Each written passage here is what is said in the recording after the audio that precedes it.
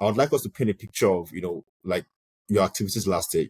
You had mentioned that you made about 6 figures. So just wanted to walk through, that experience, like how was that experience for you? And for anyone who has a 9 to 5 now, like if they want to think through, like what they need to do from now to get to a point where they are still working their job and still able to make basically 6 figures with wholesaling.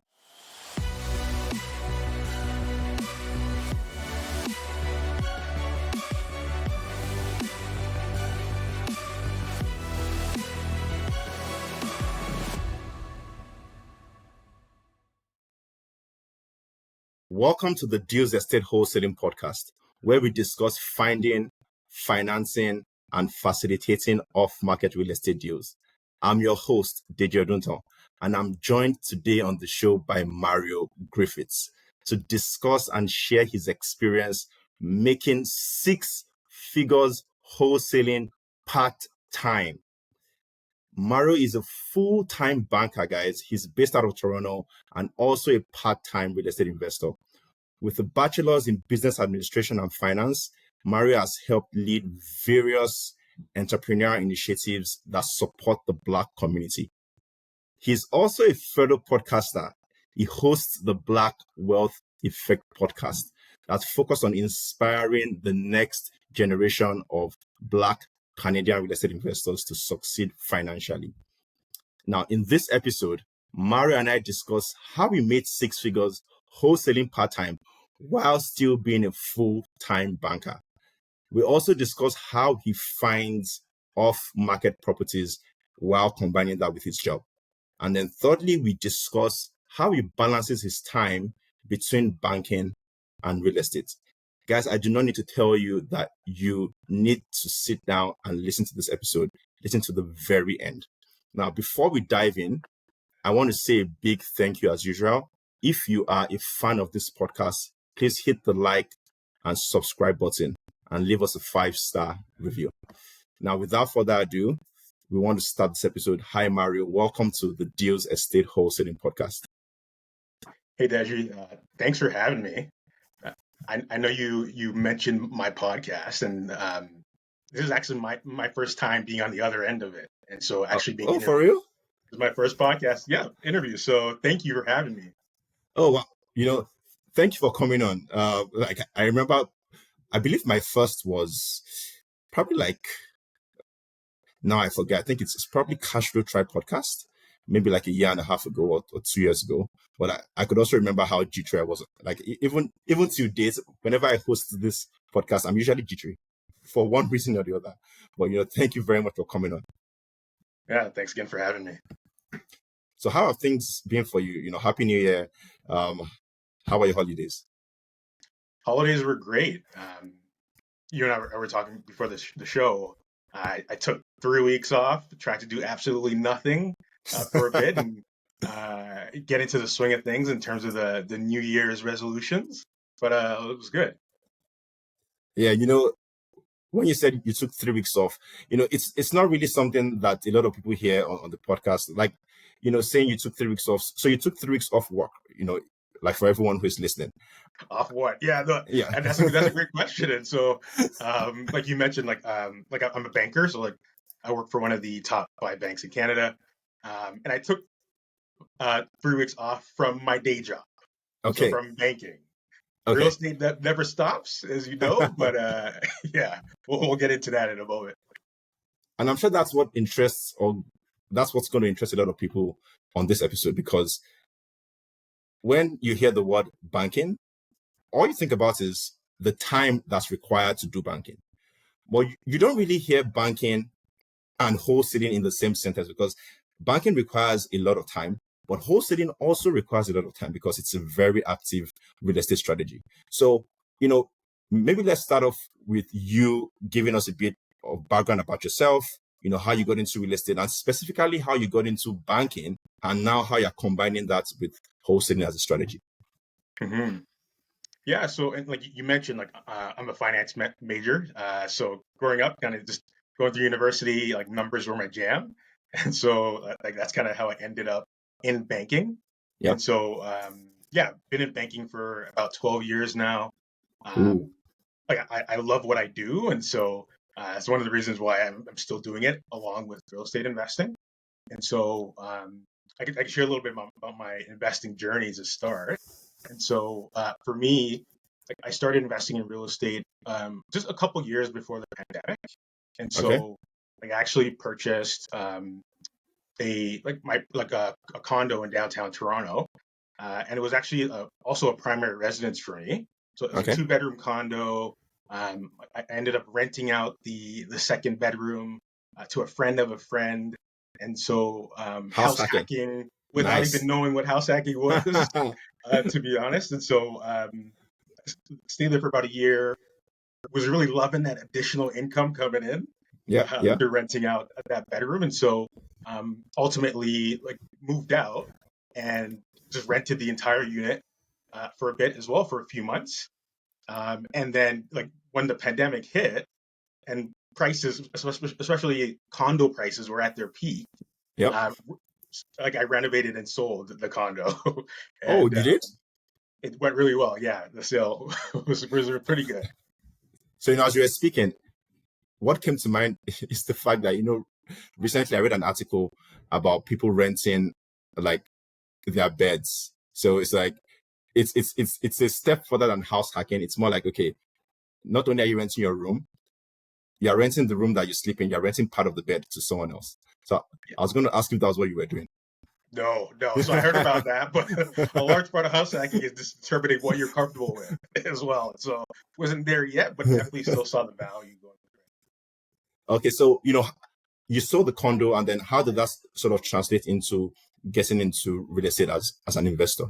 through it. Yeah, and so a few months before the pandemic hit as well, I actually took on my first like BRRRR project, and so I actually purchased a triplex in Welland. Okay. And for me at the time, like knew nothing about investing outside of the experience I had with my condo. Knew nothing about like how to make renovations, managing tenants, and so I actually took on that deal as like a passive partner.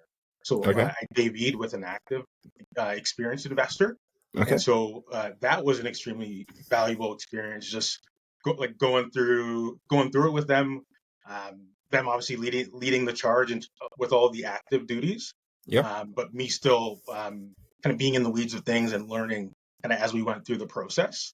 And the pandemic helped as well with that, but from a price standpoint, and wasn't a perfect burr, but it was pretty close to it. Okay. So I think you make a very fine point, because as I mentioned to you like before this, like I was also a banker, and I understand like the time requirements, to work in banking. But you make a very fine point in the sense that like you wanted to get into real estate, and you maybe figured you didn't have as much time, and rather than being an active investor right out of the gates, you chose to be a passive investor, which was leveraging one of the resources you had at the time, which was money, versus leveraging your time, right? Which I usually call out in the sense that there's multiple things that you can leverage at every single moment. You could either leverage your time, leverage your resources, leverage your money, leverage your capital, leverage your relationships. But it seems like in this case, you choose to leverage your funds. Exactly, yeah. And there's a lot of like misconceptions, is kind of like limiting beliefs around like how to get started in investing. And a lot of people think like you need a lot of money to start. But to your point, like there's definitely like other aspects and value you could bring to the table to kind of get your foot in the door and begin generating that long-term wealth. Got it. So from buying the triplex, how did you sort of evolve into wholesaling as a strategy? hmm Yeah, it's a good question. So after the successes of going through like that experience with burning the triplex, I decided to try to be an active partner myself and or an active investor, Yeah. and actually tried my first flip, which went Oh, horribly nice. wrong. Okay. And so it was a property out in Fort Erie, Okay. and long story short, it was a full gut job. Um, I had a very problematic contractor that I worked with, Okay. and so as things naturally do, think the project got delayed, but that was like basically while the interest rates were coming up. Yeah. And so on the Oh, I sale, see. Got it. it was Okay. a So it was perfect recent. storm. Got it. Exactly. Okay. Yeah, Yeah, that's more like timing. So, exactly. oh man, like, yeah. Like, Yeah. And so after that experience, I quickly said, okay, nope, not for me. And so like it'll like flipping properties will likely be something I'll do again in the future. But yeah, in the interim, once again, with that full-time job, like I kind of just thought through, okay, like what are my options? Like what are the different investing strategies that are out there?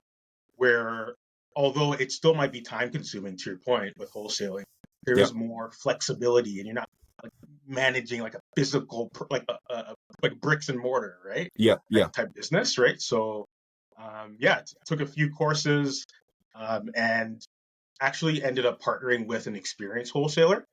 Oh, And nice. yeah, it's been great so far. Okay. So, like that's another point that I think I also want to call out. The fact that, like, with every strategy that you've tried, it's always identifying, like, does this work for me? Does this align with my goals? And you rightly pointed it out, like wholesaling versus flipping, there's different, like, risk thresholds. Right? With wholesaling, it's definitely not as risky as flipping. They are both active strategies, but if one goes wrong, with wholesaling, you just lose the contract, but you don't lose money, right? Versus flipping, where you could lose money if it goes wrong. So it's like, do you want to make 20K, 30K wholesaling without any risk? Or do you want to make 60, 70, 80K flipping, but with risk? So it's risk and reward. But that's just some of the thought processes that I sort of go through when I'm thinking through, do I wholesale or do I flip? Yeah, those are great points. Like as you mentioned, right? Like it's a trade off, and ultimately you have to kind of just think through like what are your goals, what are you great at, what are you not so great at, and then like ultimately just take action. And Yeah. like for me, even thinking back to that flip that went wrong, although in the moment it felt horrible, it's still something that I learned from and then that I've grown from. So Okay. One thought that came to my mind was, with full-time banking and wholesaling, how do you sort of manage your time? You had echoed the fact that you partnered with a more experienced wholesaler. So how does that help free up some of your time? And how do you, sort of decide where to spend time with respect to banking, where to spend time with respect to wholesaling? mhm. Yeah, it's a good question. And honestly, like when I started off, I didn't really have a process. And so I'd say definitely establish processes and systems and like look to automate where possible. And Yeah. so for me, like I started off with like no marketing budget. And so time blocking for day to day activities, whether that's lead generation on classifieds like Kijiji or Facebook Marketplace. Um, from a, like just ensuring that you're prioritizing Yeah. um, key activities on a consistent basis, Yeah. and then just consistently executing. Got it. And what I found as well was helpful is like once you do establish your processes and your systems, like where you could automate Yeah. Yeah. quickly as quick as possible. And I'm I- so I'm a fan of leverage. Like I speak yeah. about VAs all the time. I speak about automation, like Mhm. 100%. Yeah, it doesn't even have to be VAs. Like if you're using Kijiji, once again, just sticking with that example, like just like as opposed to scrolling all day every day looking for leads, like just set up like automated notifications. So like set your filters, your criteria, and the properties you're looking for, geographical location, and like set up those once again automations to help drive efficiencies basically. Oh, I see. So when you set those up, whenever your buying criteria comes up, you get an alert, and that's when you basically leverage your time to go check Exactly. rather than Yeah, just sitting there for hours. exactly. And for me, like starting off, once again, not really knowing, not being too experienced, not really knowing kind of the secret sauce around success. Um, I like geographically, so like for me, like I focus on Ontario, but Okay. geographically, like I casted a wide net, and so I looked at all across Ontario, like no Yeah. specific city, Yeah. and so I found that helpful as well from a lead generation perspective. Got it. which is a question I wanted to ask. Like, do you feel like that's probably going to be a better strategy than focusing on one market? Yeah, it's a good question. Like, I think there's pros and cons to both, right? Like, for me, once again, having limited time, just Yeah, given my occupation, I didn't have the time to become a like yeah, a SME or like truly understand a market um, to the point where like I could become a master of it, if yeah, that makes sense. And so yeah, once again, well, for me, I call it a shotgun approach, but like really like casting that net far yep, um, yep. it worked for me Got it. basically. Okay. And I think like just like throughout your investing journey, obviously, like as you grow as an investor, as your life changes, you obviously have to adapt and adjust your Yeah. strategy. And so, what although it's working for me today, a year from now or 2 years from now, like I might want to shift that as I continue to grow. Okay. Okay. And like for anyone who is, for example, working full time, like in terms of like commitments, like hourly commitment, like, what would you say to them, like how they can essentially commit some of their time, to this? Hmm. Yeah, I'd say where possible, once again, automate and like focus on those high impact activities. Yeah. And so, for me, like I quickly, and you touched on it earlier, like I hired a VA to focus on those more tedious, repetitive tasks, Yep. like once again navigating Kijiji. And for me, like I focus, and like another strategy I use from a lead gen perspective is cold calling and actually Oh, okay. building and managing those relationships. And Oh, so nice.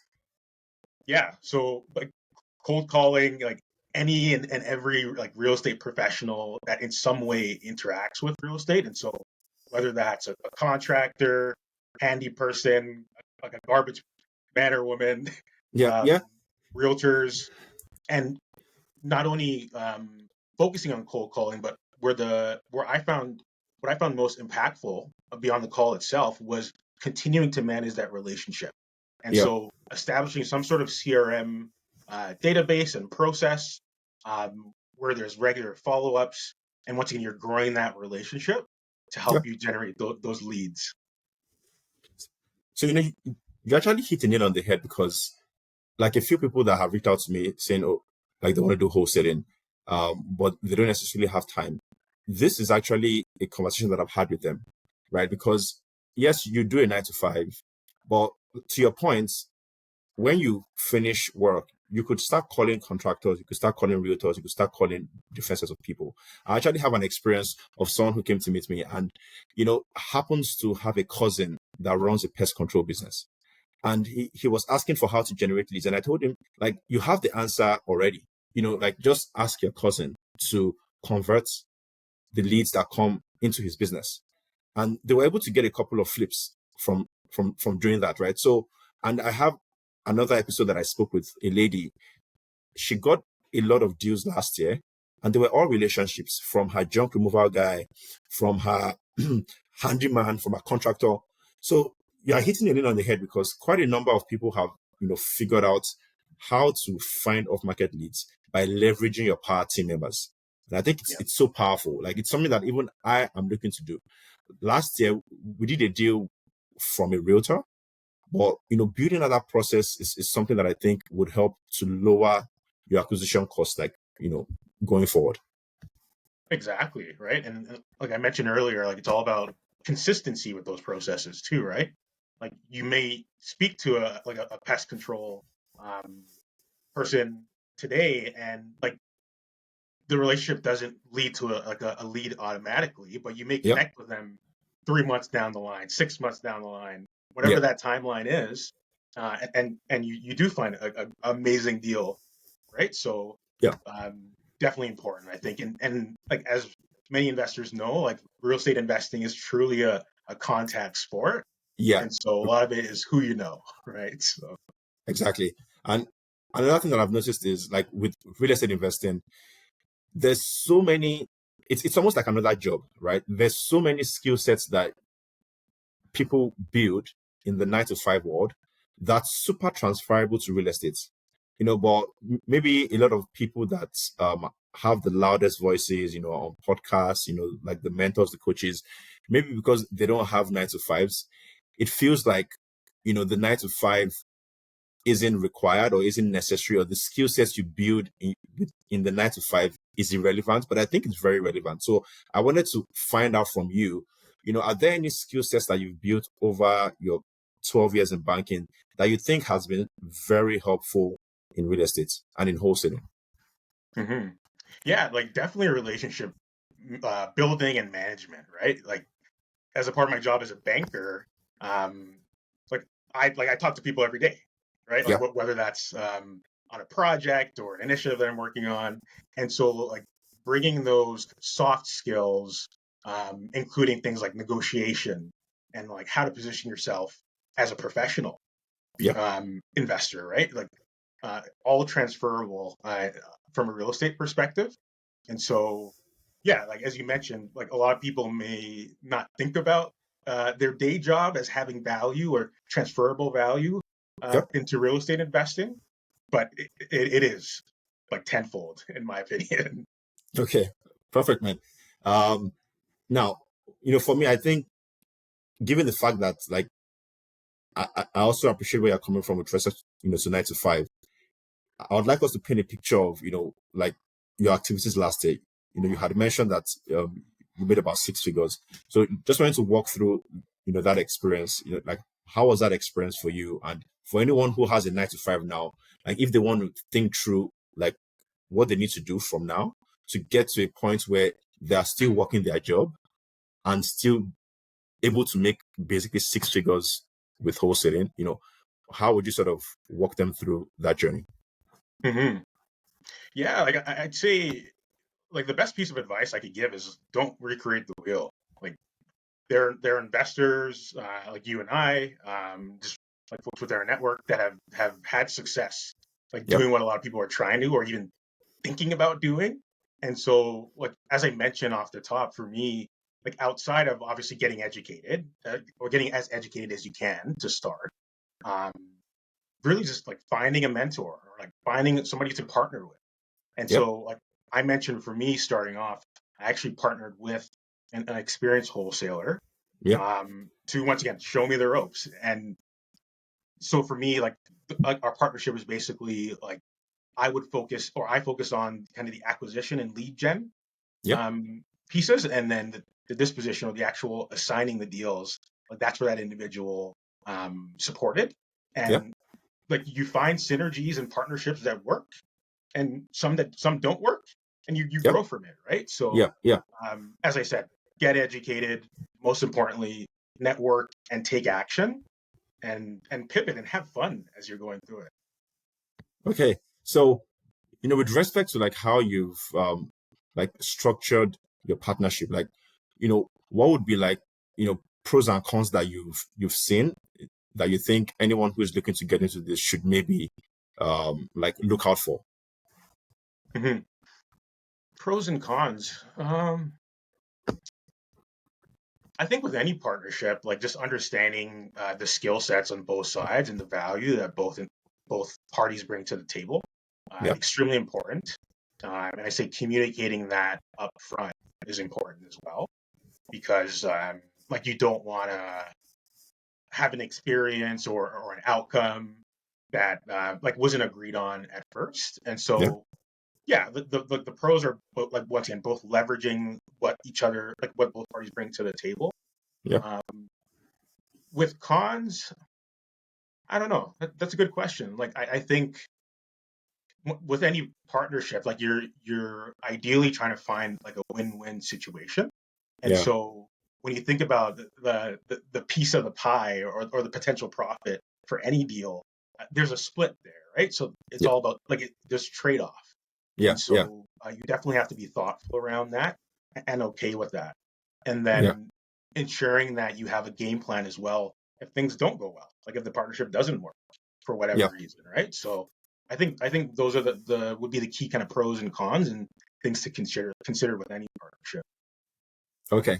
There was a question that came to mind while you were speaking, right? So it seems like you've gone through like the free acquisition channels like Kijiji, but you've also at some point spent some funds, towards acquisition. Now, there's a lot of school of thought that, hey, you know what, like just go on, do the free channels alone, go on Kijiji, Facebook, and don't spend money like for the first couple of deals. While some people just go head first and spend money. So for me, I don't know if I would say it's fortunately or unfortunately, but when I was looking to like get my first deal, I might have tried Kijiji for like maybe a few days, but I just went head first into like doing flyer campaigns, right? So from your experience, do you find that transition from free to paid, do you find that that's the ideal strategy, or do you feel like looking back, you should just have gone ahead to buy the leads? I think there's definitely value in free to paid. Um, for me, just like from a learning and growth perspective, grinding away and just going through the process of trying to generate leads with no marketing budget. Yeah. That was the fun challenge. Um, Brutal. brutal, but fun. Were there frustrating days that I've had on Kijiji and Facebook, similar to yourself? Definitely. Were there moments, like especially during a down market last year, I can where imagine like I didn't get where I didn't get a deal for a month, 2 months, however long it was, and it was frustrating?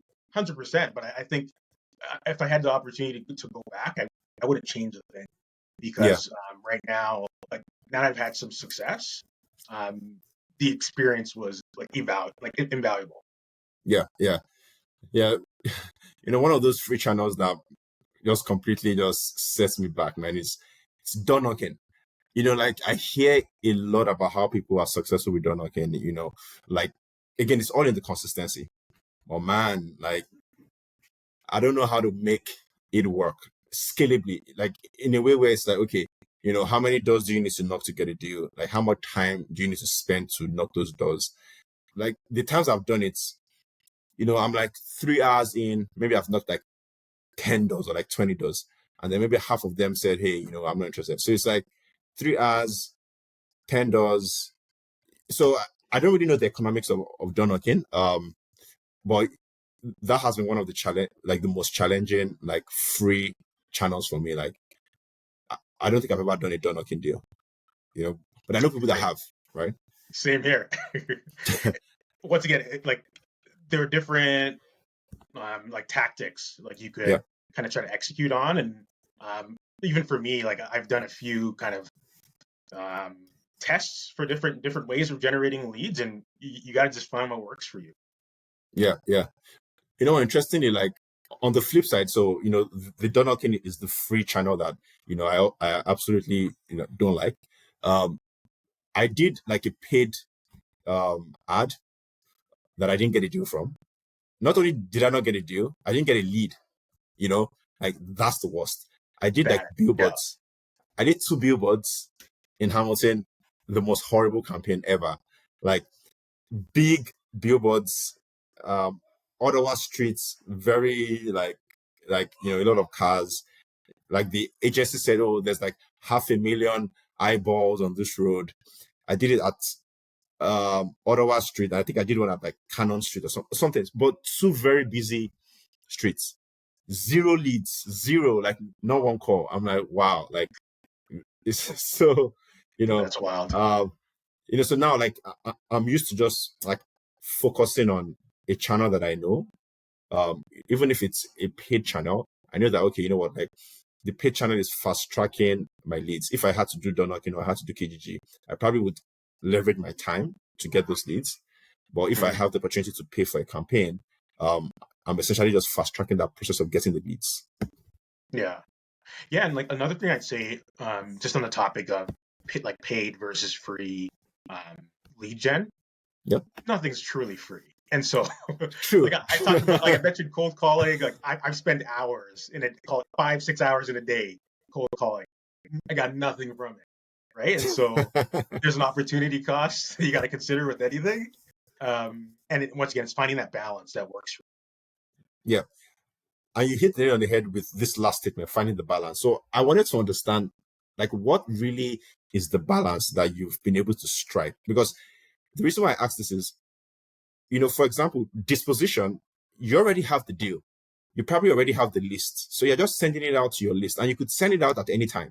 So for example, I do disposition in the evening. I send out my emails in the evening or in the very early mornings. So it doesn't really conflict with like 9 to 5. But lead generation, I would imagine that calls come in during the day, or maybe someone responds to you during the day, or someone you've been following up with responds to you during the day. How do you sort of balance, those time requirements, to your job versus the urgency requirement that lead generation needs, just be interesting to learn more about that. Yeah, and so like I'd say that there's no perfect science to it, but like where possible, like I do a lot of like time blocking throughout my day, Yeah.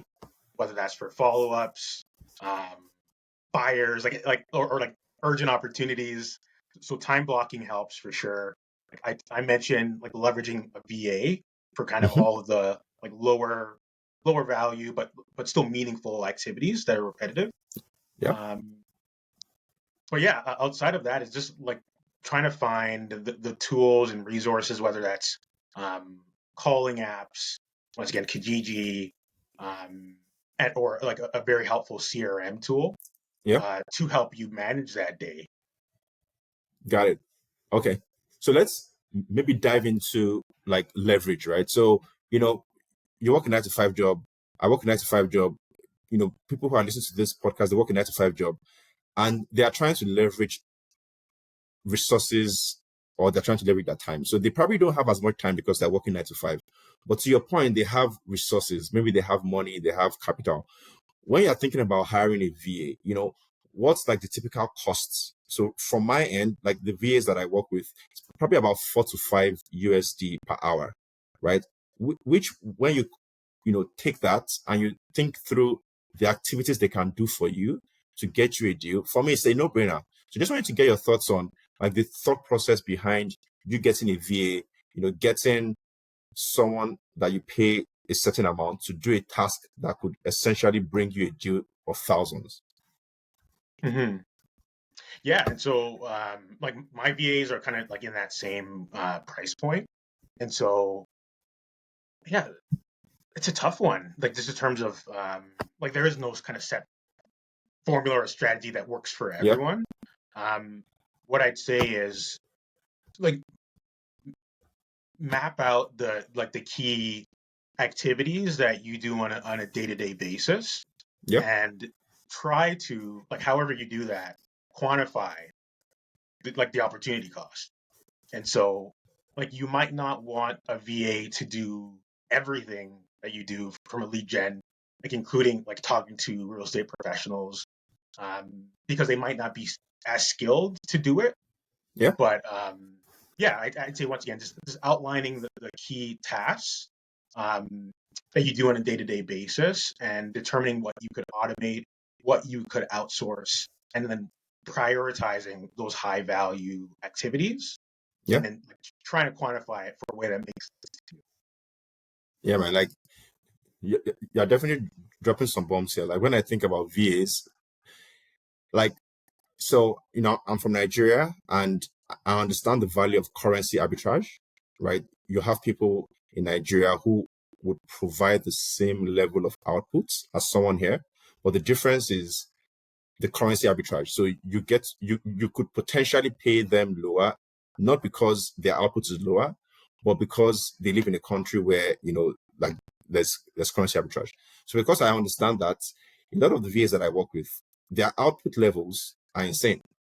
If they were in Canada, they probably would bank 6 figures. So it's like, well, maybe not 6 figures, but like close to.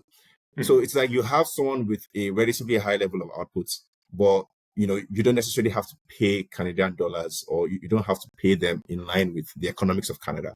You pay them in line with the economics of the country where they live in, which is, lower compared to Canada. But in their own regard, it's still fair, right? So because of those economics, like I've always just loved, that idea of leverage. And the way I think through the tasks to give them, it's like if I do something like twice or three Yep. times, Mm-hmm. and it's like the same thing I do, then it's like a reminder that, okay, if I'm doing the same thing, then it's it's probably not a high value task. It's more like a repetitive task. So I then record myself doing it and then hand over, to like to the person essentially. And Yeah. that's how I decide like what is worth my time and what I need to hand off. Yeah, and once again, like as you grow, like that thing, that task can change, right? So Yeah. like for me, like I don't know that I want to continue doing cold calling hours on end, like as kind of the team and the business continues to grow, and so we'll definitely ultimately or eventually look to leverage someone else's time and skill Yep. set to execute against that task, right? Okay. So one thing I wanted to find out is, you know how like everyone is talking about like high interest rates, inflation, like you see people like working 2 jobs, 3 jobs, doing like side hustles, but we're having a conversation here about, you having a full-time job and then you're doing wholesaling, part-time, you're doing real estate part-time and you made 6 figures. So, it's like you, for some people, it's like you almost have 2 jobs. For some people, it's like, okay, like this is the best side hustle. For some people, it's like, wow, like, 2 incomes. So just wanted to get your thoughts on like how wholesaling has been for you, like with respect to providing you with a valuable skill to sort of earn additional income, right? Which I know a lot of people in the 9 to 5 space are looking to do, but they end up doing things like, like maybe doing like 20-hour jobs, like $20 an hour, or, like working at the store or something. But in this case, you've actually learned a high value skill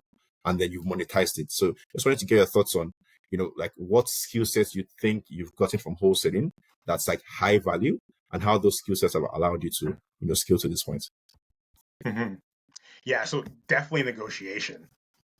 Like that was like that for me, like that was first and foremost, like throughout my experience wholesaling, talking to sellers, speaking with professionals, um, and just once again trying to find those win-win situations.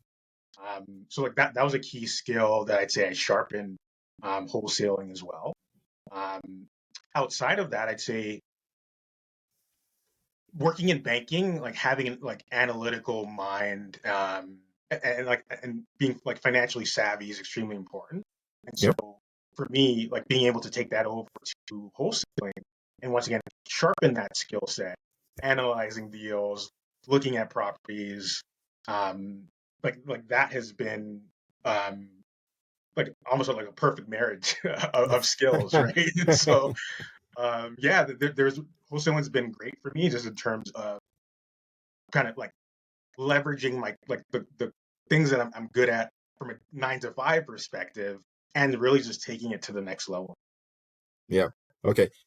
You had mentioned that your deals were in Ontario. So like the deals that helped you to get to 6 figures, were they in Ontario or were they outside Ontario? Ontario specifically, yeah. So throughout the GTA, Northern Ontario as well. So Windsor, Sudbury, North Bay as well, Okay. just to So name a few. that's a very, very interesting point because I'm sure someone is thinking, um, you know, they probably heard me say you're based out of Toronto, and now they're like, oh wow, he's doing deals in Sudbury, he's doing deals in North Bay, he's doing deals in GTA. So a lot of people don't understand the concept of limiting beliefs, but I just wanted you to walk us through like just a thought process with respect to the fact that you live in the GTA. You probably live in Toronto downtown, but you are doing deals across cities that many people have probably not heard of. So just wanted to get your thoughts on how that works, how you are able to engage with sellers in those markets, how you are able to negotiate with them, get deals on that contract without having to be in those markets.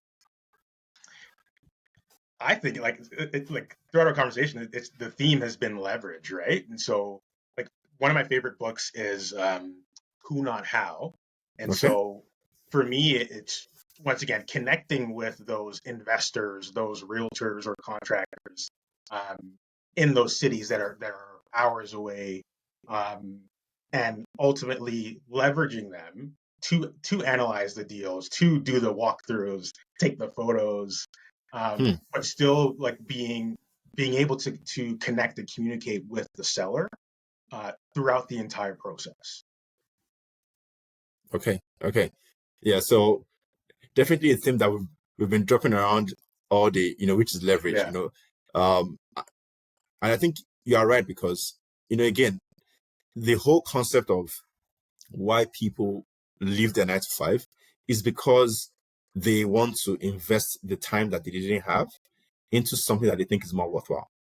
But the truth is, to your point, if you've identified that some of the activities that you would be doing when you quit your job, if you determine that those activities are like 10, $20 an hour jobs, or some of them are like $5 an hour jobs, you don't necessarily have to quit a job where you're making $100 an hour to start doing a $5 an hour job.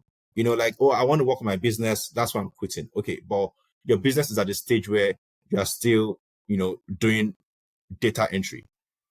So do you want to quit $100 an hour job, for example, to start doing data entry? No.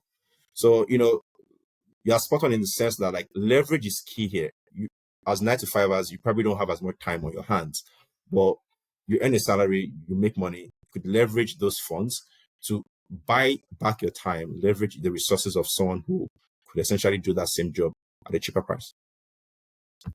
Couldn't say it better myself. Okay, so we are recording this episode like a few weeks into the new year. Like given like how last year turned out, what are your thoughts for like 2024? Are you still going harder into wholesaling? Are you switching strategies? Like, what are your thoughts? Yeah, definitely going harder into wholesaling for sure. And so still doing that on a part-time basis. And so I'm currently just in the process of kind of one-upping and like elevating my game around the processes and systems that I currently have. Definitely at a minimum want to 2x or double the productivity and the successes I had last year. But yeah, definitely going deep into wholesaling this year. Nice. Okay. So I think on my end, like I have a question with respect to like if you're looking to double, what you're doing, but not necessarily like leave like your 9 to 5. Like, have you thought about any additional productivity hacks that you think might be helpful this year? That you think would help to free up your time, while still, keeping that chunk for your 9 to 5. Mm-hmm. Yeah, it's a good question. And so once again, sticking with cold calling, I'm actually looking into potentially leveraging VAs to actually do my cold calling for me. So to your point, just thinking through and kind of like building out a system, including how-to videos, checklists on like how to make an effective cold call, things to look for. And so, yeah, that's definitely something I'm going to be tinkering with. I'd say in this throughout the year. Cool. I actually read somewhere, about productivity gains, like from a cold calling standpoint. And you know how like you have this auto dialers? There was a research that was done that the time you spend in actually dialing the numbers, is very significant. So it's like the two time sucks. One is like the time you dial the number. So it's like 1, 2, 3, 4, 5, 6, 7, 8, 9, press call. So that's like maybe 2-3 seconds.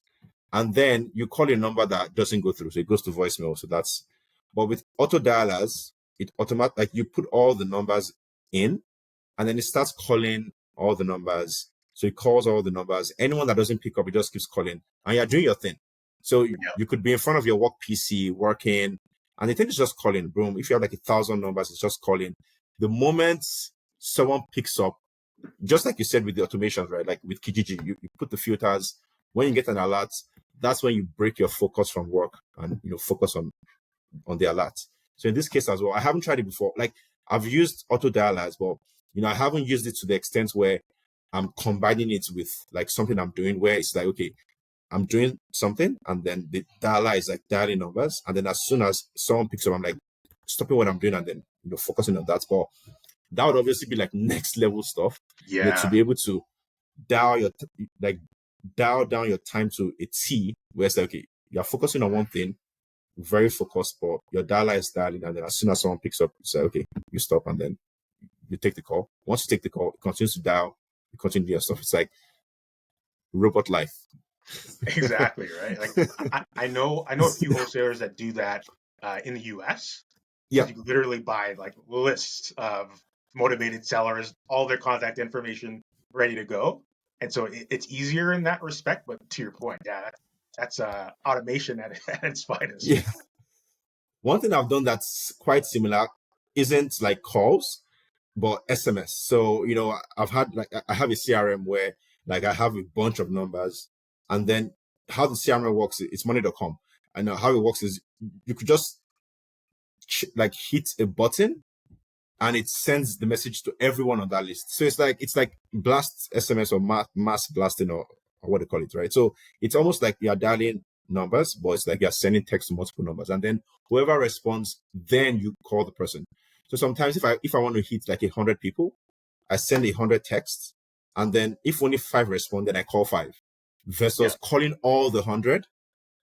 And then it's like, oh, I spent like 2 hours calling 100 people and only 5 responded, versus I spent like 5 minutes setting up the SMS. 100 people got the SMS, only 5 responded. Now I spent a few minutes just calling the 5. So, it's like those productivity gains that you get by, again, being smart about like what you want to achieve, identifying what are the elements of those things that can be outsourced to either a VA, a human being, or outsourced to a system. And then, just focus on the higher value task, which is closing the person that responds. exactly. Okay, man. So, we've spoken about banking, we've spoken about real estate, productivity, VAs, leverage. This is getting us to the end of the show, man. And I just want to say a big thank you once again, for coming on the podcast. Before we let you go, there's usually a question that we ask everyone. I think, I shared this with you before we came on, which is for you to tell us what your greatest L in real estate is, and, what you've learned from it. Now, I know that you shared what happened with the flip. Hopefully that's not your greatest L. Maybe it It is, but it was. perfect. Yeah. So maybe now it's time to dive into it, or just give us a high level, what you learned hmm from it, and how that sort of just helped. hmm Yeah, yeah. So like that has been like the greatest learning for me. And so I'd say, like long story short, for me, like the project was a property that required a full gut, Yep. like top to bottom, interior and exterior. And so as a first flip, probably not the right choice for me. Like I'd say with any project that you're taking on, no matter the strategy, um, do just be mindful of the scope of work and the Yeah. expertise required. Yeah. And so if you're someone that doesn't really have a ton of renovation experience or experience managing contractors, either like I'd say avoid those opportunities or find somebody that who is an expert in Yeah. doing that. And so that's really just been like for that deal, I didn't really leverage anyone. And so like that was the if anything that validated what I live by to a T now around like leveraging like your network and the experts around you Yeah. to be Yeah. successful. Cool, man. Perfect. Thank you very much. And you found the perfect way to bring the theme of this conversation home, the leverage. Okay. So you know what? Like before we end the show, I also want to give everyone that's listening to this podcast an opportunity to leverage you, right? With the experience that you've learned building a business while working full time. There's a bunch of people that are looking to do the same thing. The recommendation is obviously for them not to do it without speaking to someone that's done it before. So if they want to leverage you, they want to get in touch with you, how do they do that? Yeah, so like transparently, I'm not as active on socials as I want to be right now, but we'll definitely include my social handles in the show notes. I'd Yeah. say definitely tune in to the Black Wealth Effect podcast. Um, it's similar to what Deji said for this show off the top. Like, please like, subscribe, tell a friend, um, tell everybody you know about the show. Check it out. Like, we have a lot of great guests on that show, and so um, outside of that, yeah, just reach out. Yeah, man. Thanks a lot, Mario. And, just want to second that, like, I'm going to put like all the links in the show notes. If you haven't listened to the Black Wealth Effect podcast, definitely listen to it. So once again, thanks for coming on, Mario. Like, we really appreciate your time, thank you for sharing this experience with a lot of people. Like, I can tell you that not so many people are able to do this. So this is really a game changer for a lot of people. And I hope anyone who is listening today, can look back and say, okay, this was what helped them to move the needle in their lives. So, thank you very, very much. And, that brings us to the end of the episode. Thanks a lot, folks, for joining in. Thanks for listening to the Deals Estate Wholesaling podcast. If you enjoyed the show, please rate and review us on Apple, Google, and Spotify. And be sure to hit that subscribe and notification button so that you know when Mario's episode drops, and you also know when the next episode drops. So until then, remember, a deal a day keeps scarcity at bay.